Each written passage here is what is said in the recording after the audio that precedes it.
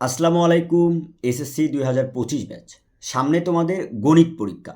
এই গণিত পরীক্ষায় বিগত বছর এসএসসি 24 ব্যাচ এত পরিমাণ ফেল করছে, যেটা আমাদের সবার ধারণার বাইরে বা কল্পনার বাইরে ছিল। আমার পার্সোনালি মনে হয় তারা গণিতে ফেল করার মেজর যে কারণ, তারা হচ্ছে পুরা বইয়ের অঙ্কগুলো এলোমেলো করে ফেল দিচ্ছে, মানে করতে করতে, অথবা তারা বুঝে উঠতে পারে নাই কোন অধ্যায়গুলো আসলে পরীক্ষার আগের মুহূর্তে পড়ে গেলে ভালো হবে এবং কোন অঙ্কগুলো বেশি ইম্পর্টেন্ট। আমি তোমাদের কয়টা অধ্যায়ের নাম বলে দিব, এই কয়টা অধ্যায় থেকে তোমরা পড়লে 65 থেকে 70 মার্ক কমন পাবা।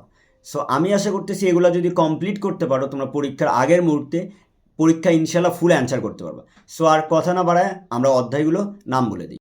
সো এসএসসি 25 তোমাদের এই কয়টি অধ্যায় পড়লেই তোমরা, আশা করতেছি আমি যে এখানে চ্যাপ্টার 17, মানে অধ্যায় 17, 10 এবং 9 এবং 16, এই কয়টা অধ্যায় যদি তোমরা পড়ো, তোমরা মার্ক কমসে কম পাইতেছো কত, 30 থেকে 25 মার্ক থাকবে, ঠিক আছে। আবার চ্যাপ্টার 2, 3, 11 এবং 13, এই কয়টা অধ্যায় যদি তোমরা পড়তেছো, তাহলে এখান থেকে পারতেছো তোমরা 20 মার্ক। হ্যাঁ, আবার চ্যাপ্টার 7, 8, এই কয়টা অধ্যায় থেকে তোমরা পাইতেছো 15 মার্ক।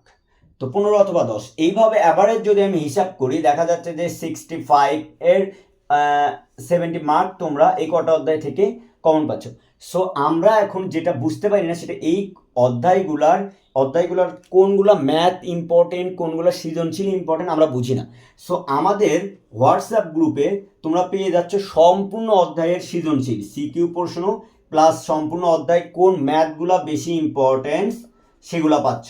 তো আমাদের হোয়াটসঅ্যাপ গ্রুপে ভর্তি হতে আমাদের স্ক্রিনে দেওয়া নাম্বারে যোগাযোগ করো।